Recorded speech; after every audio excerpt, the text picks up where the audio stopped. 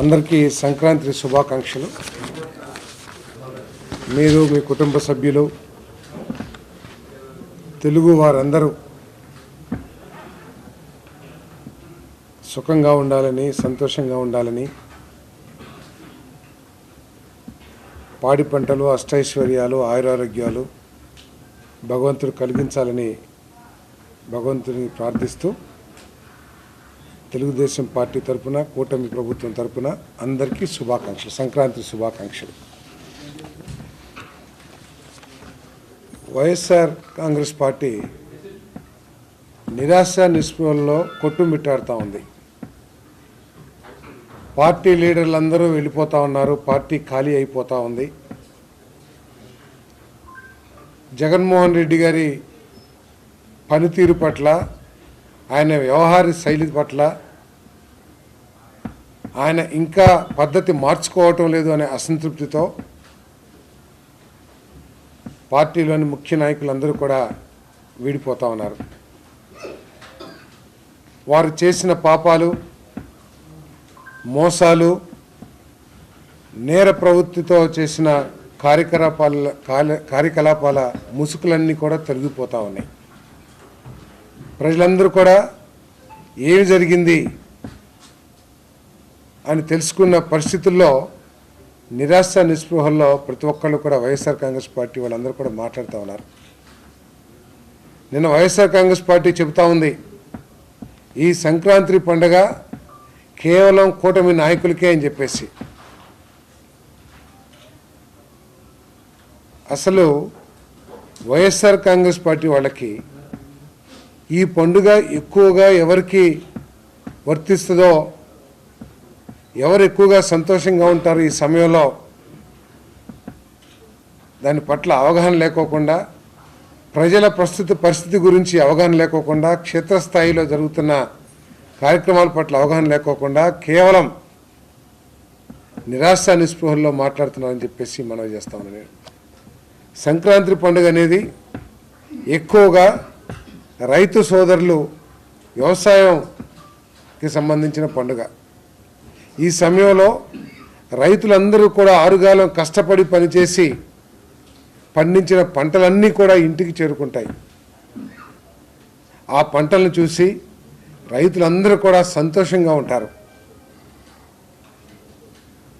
ఈ ప్రభుత్వంలో ప్రత్యేకంగా రైతు సోదరులందరూ కూడా సంతోషంగా ఉన్నారు అనటానికి ఒకటే కారణం, గత ప్రభుత్వం అన్యాయంగా రద్దు చేసిన కార్యక్రమాలన్నింటినీ కూడా పునరుద్ధరించాం.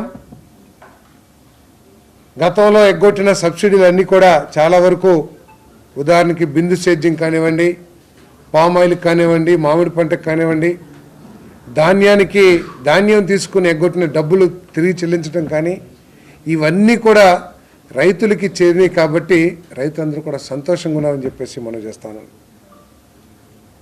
అంతేకాకుండా రైతు పండించిన పంటలన్నింటినీ కూడా, మొత్తాన్ని కూడా, ధాన్యం ప్రతి గింజ కూడా కొనే దిశలో దాదాపు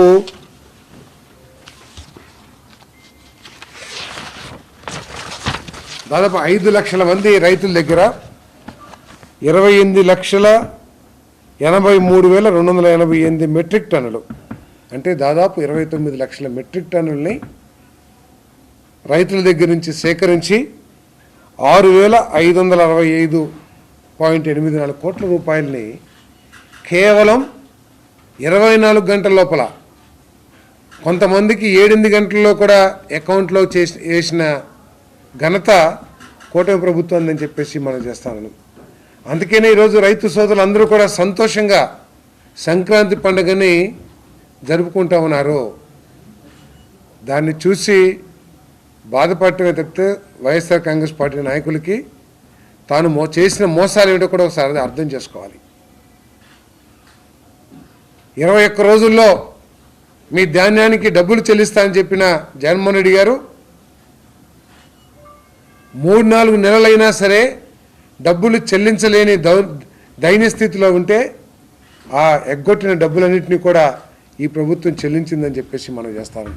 ఈరోజు అంటున్నారు ప్రజల దగ్గర డబ్బులు లేవని చెప్పేసి మేము ఎన్టీఆర్ భరోసా 3,000 రూపాయల నుంచి 4,000 రూపాయలు చేసి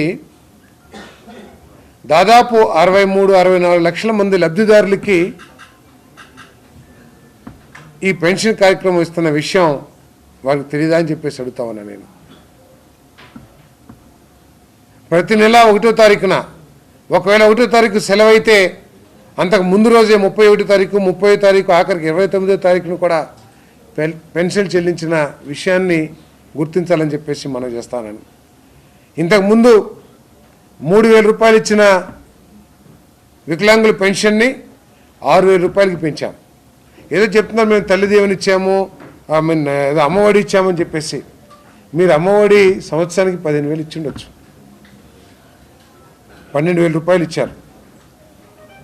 మరి 3,000 నుంచి 4,000 రూపాయలు 63 లక్షల మంది కుటుంబాలకి ఇస్తున్నాం కదా. ఆ 1,000 రూపాయలు ఈ సంవత్సరానికి 12,000 రూపాయలు అవుతుంది కదా. అంటే మీరు ఇచ్చిన అమ్మఒడి ఏదైతే ఉందో దానికి సమానంగా మేము రైతు భరోసాలనే 63 లక్షల కుటుంబాలకు ఇస్తున్న విషయాన్ని గమనించాలని చెప్పేసి మనం చేస్తాము. అంతేకాకుండా వచ్చే విద్యా సంవత్సరం నుంచి తల్లి దీవెన కార్యక్రమాన్ని కూడా ప్రారంభించడానికి సన్నాహాలు చేస్తున్న విషయాన్ని కూడా ప్రజల దృష్టికి తీసుకొస్తా ఉన్నా నేను. అంటే 12,000 రూపాయలు ప్రతి కుటుంబానికి కూడా అదనంగా 65 లక్షల కుటుంబం, 63-64 లక్షల కుటుంబాలకి అదనంగా ఇవ్వటమే కాకుండా మళ్ళీ తల్లి దీవెన కూడా ఇచ్చే కార్యక్రమం చేయబోతున్నామని చెప్పేసి మనం చేస్తా ఉన్నాం. ఏదైతే సూపర్ 6లో కుటుంబానికి 3 సిలిండర్లు అని చెప్పామో ఆల్రెడీ ఆ పథకాన్ని ప్రారంభించి ఇప్పటికే ఒక సిలిండర్ ఇచ్చేసిన విషయాన్ని కూడా దాదాపు 82,97,000 మందికి సిలిండర్లు పంపిణీ చేయడం జరిగిందని చెప్పేసి కూడా మనం చేస్తాను. దీని కింద 639 కోట్ల రూపాయలు ఆ 83 లక్షల మంది కుటుంబాలకి చేరిన విషయాన్ని కూడా దృష్టికి తీసుకొస్తాను. వీటిని మించి భయానక వాతావరణం నుంచి స్వేచ్ఛా వాతావరణంలోకి ఈ ప్రజలందరూ కూడా, తెలుగు ప్రజలందరూ కూడా, ప్రత్యేకంగా ఆంధ్రప్రదేశ్ ప్రజలందరూ కూడా వచ్చారు కాబట్టి సంక్రాంతిని ఘనంగా నిర్వహిస్తున్నారు, సెలబ్రేట్ చేసుకుంటున్నారని చెప్పేసి కూడా తెలియజేస్తా ఉన్నాను. మా భూములు ఏమైపోతాయో, మా భూముల పేరు మీద, మా భూముల పుస్తకాలు, పాస్ పుస్తకాల మీద ఆయన ఫోటో వేసుకున్నారు. ఎవరు పడితే ఎవరు రిజిస్ట్రేషన్ చేస్తారో తెలియదు. ల్యాండ్ టైటిలింగ్ యాక్ట్ ఏదైతే భయానకమైన చట్టం ఉందో, మా భూములు ఏమైపోతాయని భయపడిన ప్రజలందరూ కూడా స్వేచ్ఛగా నా భూమి నాది అని చెప్పేసి ఒక ధైర్యాన్ని కల్పించాం. అది ఈరోజు ప్రజలందరూ కూడా మరి చక్కగా గడపడానికి కూడా కారణం అని చెప్పేసి ఈ సందర్భంగా తెలియజేస్తా ఉన్నాను నేను. అంతేకాకుండా అన్న క్యాంటీన్లు ఒకళ్ళ కడుపు నింపడానికి సంతోషంగా ఉత్సాహంగా ముందుకెళ్లాల్సిన ప్రభుత్వం అన్న క్యాంటీన్లు ఏ విధంగా రద్దు చేసిందో ఒకసారి ఆలోచించమని చెప్పేసి మనం చేస్తాము. ఈ 6 నెలల కాలంలో దాదాపు 200 అన్న క్యాంటీన్లు ప్రారంభించి కొన్ని లక్షల మందికి కేవలం 5 రూపాయలకే పూటకి కడుపు నింపే కార్యక్రమాన్ని, ఆకలి తీర్చే కార్యక్రమాన్ని ఈ ప్రభుత్వం చేసిన విషయాన్ని కూడా గమనించాలని చెప్పేసి మనం చేస్తాను.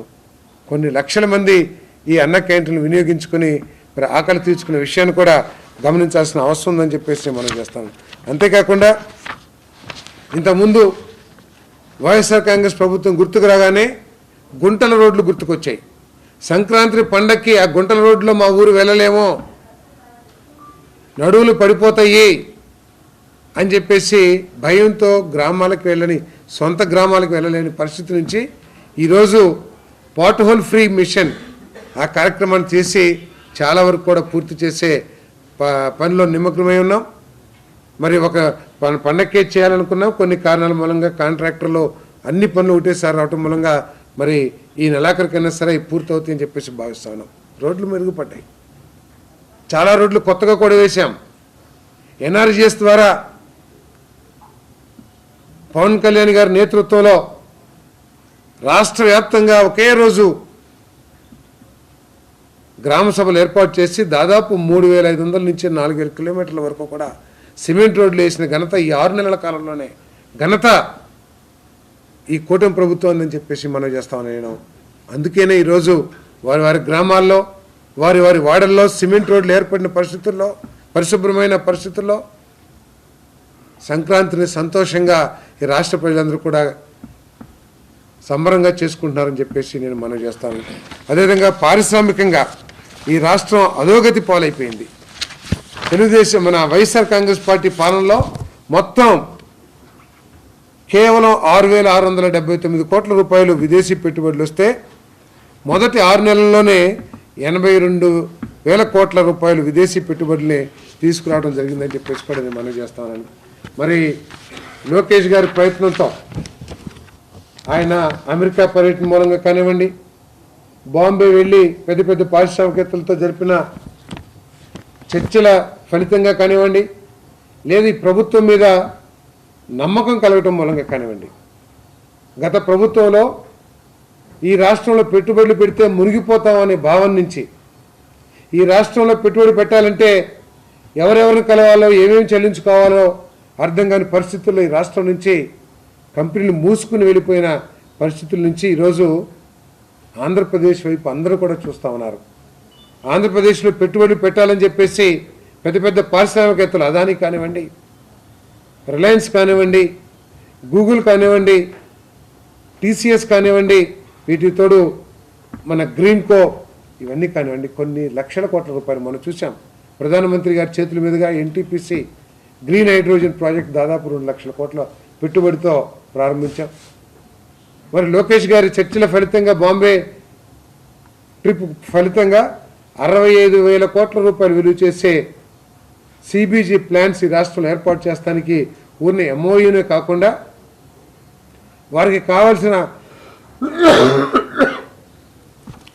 కావాల్సిన భూములు కూడా కేటాయించి వారికి అన్ని అనుమతుల్ని మంజూరు చేసిన విషయం కూడా ఈ ప్రజలందరూ కూడా అర్థమవుతూ ఉంది. అదేవిధంగా స్టీల్ ప్లాంట్ కానివ్వండి, ఒరిస్సాకి వెళ్ళిపోయింది, ఒరిస్సాలో అక్కడ స్థాపిస్తున్నారు అనే అనుకునే సందర్భంలో ఆ ఆర్సిలర్ మిట్టల్ ప్లాంట్ స్టీల్ ప్లాంట్ని మనకు తీసుకొచ్చి మన రాష్ట్రానికి తీసుకొచ్చే కార్యక్రమాన్ని మరి లోకేష్ గారి నాయకత్వంలో చేశామని చెప్పేసి కూడా మనం చేస్తా ఉన్నాం. అదేవిధంగా గూగుల్ అమెరికా ట్రిప్ పూర్తి చేసుకుని వచ్చిన ఒక 15 రోజుల లోపల 15 రోజులు నెల రోజుల లోపలే వాళ్ళ ఉన్నత టీం కమిటీ ఆంధ్రప్రదేశ్కి వచ్చి ముఖ్యమంత్రి గారి నివాసంలో ఎంఓయూ చేసుకున్న విషయాన్ని కూడా ఈ సందర్భంగా మరి ప్రజలందరి దృష్టికి తీసుకొస్తామని నేను 2018-19లో అదానీ డేటా సెంటర్ కోసం 136 ఎకరాలు కేటాయిస్తే 5 సంవత్సరాలు కనీసం ప్రయత్నం చేయకోకుండా ఆ డేటా సెంటర్ ఇక్కడికి వస్తానికి ప్రయత్నం చేయకోకుండా ఉండటం మూలంగా కొన్ని వేల కోట్ల రూపాయలని ఈ రాష్ట్ర ప్రభుత్వం నష్టపోతమే కాకుండా ఈ రాష్ట్రంలో యువతీ యువకులందరూ కూడా మాకు ఉద్యోగ అవకాశాలు లభించవు, ఈ రాష్ట్రంలో మాకు ఉపాధి లభించదు అనే అభిప్రాయం నుంచి ఈరోజు తప్పుకోకుండా రాబోయే 3-5 సంవత్సరాల్లో మాకు ఉద్యోగ అవకాశాలు లభిస్తాయి. అది అదాని డేటా సెంటరే కానివ్వండి, రిలయన్స్ సిబిజీ ప్లాంట్సే కానివ్వండి, గ్రీన్ ఎనర్జీ ఎన్టీపీసీదే కానివ్వండి, టీసీఎస్ కానివ్వండి, దానికి తోడు గవర్నమెంట్ డిఎస్సి ద్వారా దాదాపు 16,500 ఉద్యోగాలకి మరి పరీక్షలు నిర్వహించబోవటం కానీ ఇవన్నీ కూడా కలిపి ఈ రాష్ట్రంలో ప్రజలందరూ కూడా సంతోషంగా సంక్రాంతి పండుగని జరుపుకుంటున్నారని చెప్పేసి నేను మనవి చేస్తూ ఉన్నాను. ఏదైతే ఏ ఆశలతో అయితే మరి చంద్రబాబు నాయుడు గారి నాయకత్వంలో కూటమి ప్రభుత్వాన్ని తీసుకొచ్చారో ఆ ఆశయాలు నెరవేరుతాయనే నమ్మకం ఈ రాష్ట్ర ప్రజలకు ఏర్పడింది. మరి రైతులందరూ కూడా సంతోషంగా ఉన్నారు.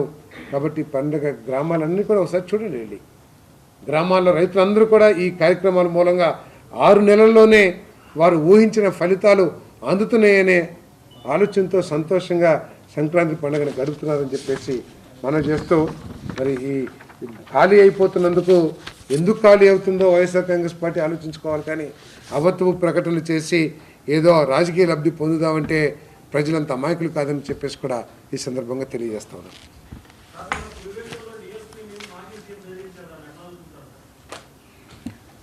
సార్ ఎవరు జగన్మోహన్ రెడ్డి గారా? నేను చెప్పా కదా, నేర ప్రవృత్తితో అధికారులు ఉన్నప్పుడు ఏ విధంగా చేశారో ఇప్పటికి కూడా అదే విధానం.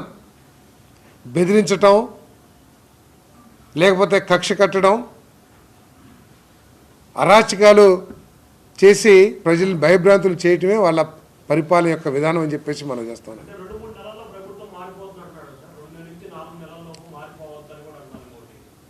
అటువంటి వాడిని ఏమంటారో కూడా నేను చెప్పడం కంటే మీరే ఊహించి రాస్తాం బాగుంటుంది. పగటి కలలా, లేకపోతే రాత్రిపూట కలలా, లేకపోతే మరి ఏమనుకోవాలో, లేకపోతే ఏమన్నా మైండ్ కొంచెం ఈ పరిస్థితులకి చెల్లించే ఆ విధంగా మాట్లాడుతున్నారేమో కానీ అది మీరే ఏం రాయాలో మీరు అర్థం చేసుకోవాలని చెప్పేసి మనం చేస్తాను. 3 నెలల్లో ప్రభుత్వం పడిపోతుందని అంటే ఆయన మతి భ్రమించింది అనుకుంటారు, లేకపోతే ఆయన ఏదో కలలు కంటున్నారని చెప్పేసి ఏదైతే వై నాట్ 175 అని చెప్పేసి ఒక రిథమిక్గా ఏదైతే మాట్లాడారో మళ్ళీ అటువంటి రిథమ్ని తీసుకుంటున్నట్టున్నారు తప్పితే వేరేది కాదని చెప్పేసి భావిస్తాను.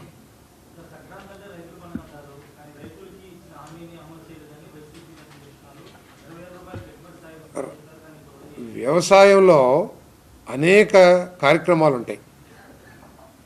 వ్యవసాయంలో సాగునీరు అందించాలి, పెట్టుబడులు అందించాలి, ఎరువులు అందించాలి, అదేవిధంగా సబ్సిడీ మీద వారికి కావాల్సిన పన్మిట్లను అందించాలి, వారు పండించిన పంటలకి గిట్టుబాటు ధర లభించేలా చేయాలి, వారి దగ్గర నుంచి తీసుకున్న ధాన్యానికి కానీ వారి ఉత్పత్తులకి సరైన గిట్టుబాటు ధర లభించేలా ప్రభుత్వం చర్యలు తీసుకోవాలి.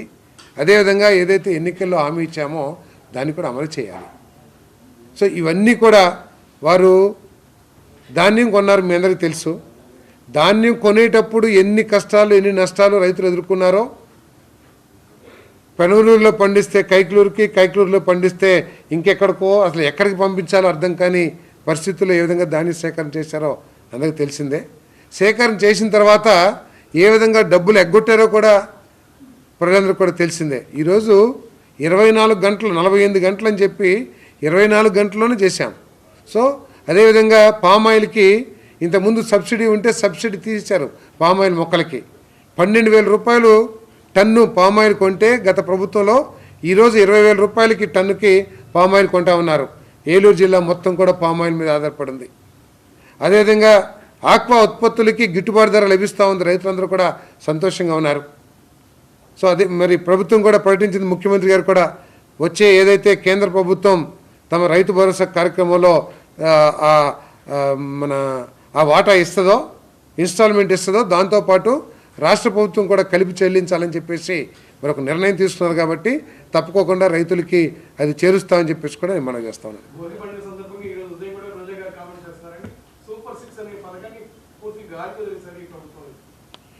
ఆమె గాలి మాటలు, గాలి వ్యవహారాలు అన్నీ కూడా తెలిసినాయి మనకి. అన్ని గాలి మాటలు మాట్లాడుతూ ఉంటారు, గాలికి ఏం వదిలేయలేదు. సూపర్ 6లో ఇప్పటికే అన్ని చాలా వరకు చేస్తూ ఉన్నాం.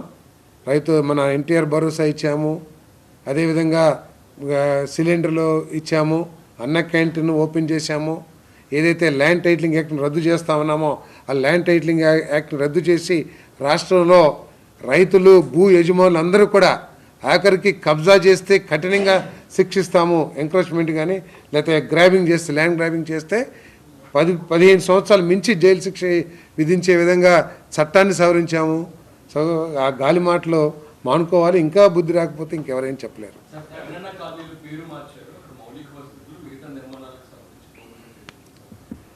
ఇప్పుడు దాంట్లో ముఖ్యంగా కేంద్ర ప్రభుత్వం నుంచి పిఎంఏ కింద వేల కోట్ల రూపాయలు రాష్ట్ర ప్రభుత్వానికి అందుతున్నాయి. అంటే అక్కడ ఇల్లు నిర్మించేది కేంద్ర ప్రభుత్వ డబ్బులతో. PMAY prime minister Awas Yojana అనే పేరు పెట్టడం సబబా కాదా? కేవలం ఆ పేరు పెట్టాలి, అదొక కాంక్షతో, పేరు కాంక్ష, ఫోటో కాంక్ష ఏదైతే ఉందో దాంతో ఎవరు సాయం చేశారనే విషయాన్ని కూడా గత ప్రభుత్వం మర్చిపోయింది. సో మేము ఇప్పుడు కేంద్ర ప్రభుత్వం నుంచి ఇంత పెద్ద ఎత్తున సహాయం అందుతుంది. కొన్ని వేల కోట్ల రూపాయలు, 25,000 కోట్లు మించి, 25,000 కోట్లు, 25,000 కోట్లు రెడీగా నాకు ఫిగర్ లేదు. సో అన్ని వేల కోట్ల రూపాయలు కేంద్ర ప్రభుత్వం చెల్లించేటప్పుడు పిఎంఏవైని పెట్టాలి కదా.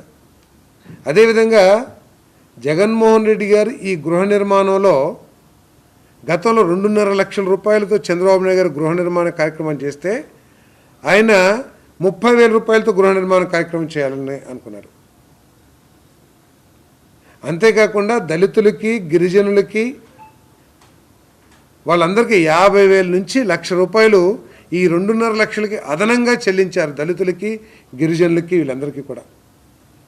సో ఆయన పేరే పెట్టాలా, లేకపోతే ఈ స్ఫూర్తిదాయకమైన పరిపాలన కానివ్వండి, లేదా తెలుగువారి గౌరవాన్ని కాపాడిన వ్యక్తుల పేర్లు పెడితే అది భావితరాలకి ఒక మంచి స్ఫూర్తినిచ్చే ఆలోచనగా ఉంటుంది తప్పితే ఎంతసేపు స్వార్థంతో నా పేరు అని చెప్పేసి కాంక్షతో చేయటం కరెక్ట్ కాదు. కాబట్టి ఎన్టీఆర్ గారు మన తెలుగువారి ఔన్నత్యాన్ని కానివ్వండి, సంస్కృతిని కానివ్వండి ప్రపంచవ్యాప్తంగా చాటి చెప్పిన వ్యక్తి, గొప్ప వ్యక్తి పేరు పెట్టాలని చెప్పేసి నిర్ణయం తీసుకున్నాం. కాబట్టి పిఎంఏవై ఎన్టీఆర్ నగర్ అని చెప్పి కార్యక్రమంగా పేరు మార్చాం. గతంలో ఇప్పుడు చూసాం అంటే ఒక ప్రణాళిక కానీ అసలు ఏ విధంగా ఒక కార్యక్రమాన్ని ప్రారంభించాలి, పూర్తి చేయాలి అనే విషయం మీద అవగాహన లేకోకుండా మైండ్లో తోసింది, ఏదో పురుగు తోలిసింది, వెంటనే దాన్ని అమలు చేసేయాలి అనే ఆలోచనతో చేపట్టారు తప్పితే లేఅవుట్లు చేశాం, ఇల్లు కట్టిస్తున్నాం, కనీసం దానికి ఇన్ఫ్రాస్ట్రక్చర్ లేకపోతే ప్రజలు ఏ విధంగా వస్తారు, అసలు మనం కొనే భూములు కానివ్వండి, సేకరించే భూములు కానివ్వండి, అవన్నీ నివాసయోగ్యమా కాదా, ఇవన్నీ పరిశీలించుకోకుండా ఇందాక రోజా గారు గాలి అని అన్నారు చూసారా, గాలి తరహాలో ఒక నిర్ణయాలు తీసుకుంటే ఈరోజు ఏదైతే ఆయన చెప్పే కాలనీలు ఉన్నాయో అటువంటి పరిస్థితులు ఉన్నాయి. ఈరోజు ప్రభుత్వం ఇన్ఫ్రాస్ట్రక్చర్ కూడా డెవలప్ చేయాలని చెప్పేసి ఆలోచన చేస్తున్నాం. గత ప్రభుత్వం ఎగ్గొట్టిన దాదాపు 400-500 కోట్ల రూపాయల ఇన్ఫ్రాస్ట్రక్చర్కి ఈ ప్రభుత్వం చెల్లిస్తూ ఉంది. ఇన్ఫ్రాస్ట్రక్చర్ ఏదైతే ఫిల్లింగ్ కానీ రోడ్స్ కానీ వేశారో వాటికి పేమెంట్స్ ఈరోజు చెల్లిస్తూ ఉన్నాం.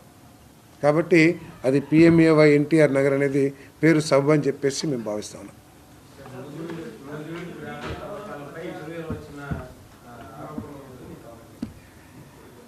అంటే ఒక మంచి పండుగ సందర్భంలో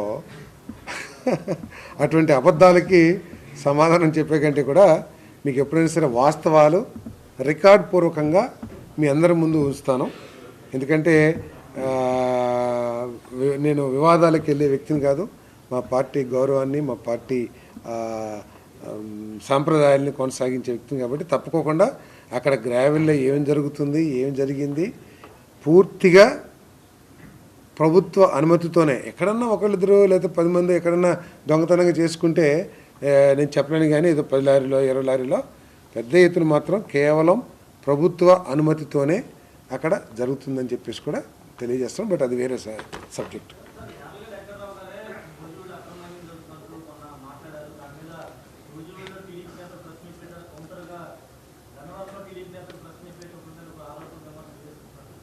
మిత్రుడు అవగాహన లోపంతో కానివ్వండి, లేకపోతే అబద్ధపు సమాచారంతో కానీ మాట్లాడుండొచ్చు అనుకుంటున్నాను. ఎదురుగానే ఆయనకు కూడా సమాచారం పూర్తిగా ఇస్తాను. ఎక్కడెక్కడ నూజివీడు నియోజకవర్గంలో క్వారింగ్ జరుగుతుంది, ఎవరైనా సరే మీరైనా సరే నేను ప్రభుత్వ పార్టీ అనుమతి తీసుకుని అవసరమైతే మిమ్మల్ని కూడా తీసుకెళ్ళి ఎక్కడ క్వారింగ్ జరుగుతుంది, ఆ క్వారింగ్ జరగటానికి ఉన్న అనుమతులు ఏమిటి అవన్నీ కూడా మీకు చూపిస్తాను. మిత్రుడు అవగాహన లోపంతో ఏమైనా మాట్లాడుండొచ్చు. Okay, thank you.